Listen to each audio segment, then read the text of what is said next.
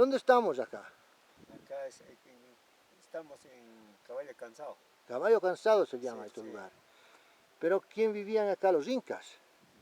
Antiguamente seguramente vivían. Ya, también Sí, antes de los incas los aymara, ¿no? sí, Los collas. sí, collas. Ah, ya. Acá abajo tenemos esqueleto humano. ¿Qué? Acá abajo. Esqueleto humano, Sí, ¿sí? sí, Y se puede mirar. sí.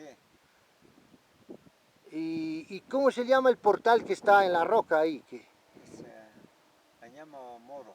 Moro. Sí, En Aymara, en es Aymara, ¿cómo se dice caballito cansado?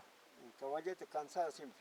Siempre. Sí. También en Aymara. Mm, Ah, también en Aymara es lo mismo. sí, Y ahora va a llover. sí, parece que va a venir.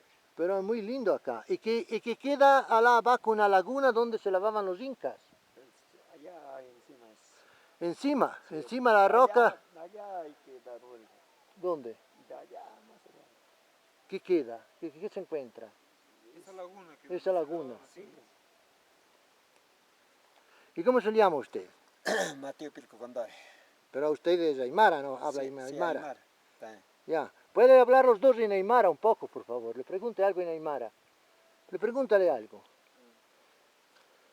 Kau, nomás muy tenido nomás. Kawit nama mo itinya kay mis papa. Ayas kiti? Yes ki. Karks na. Masing ako naman taas na gato kumang isikil tuman oy taas na masing.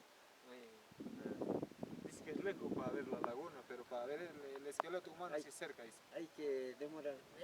Ya. No, vamos a ver el esqueleto humano entonces. Ya.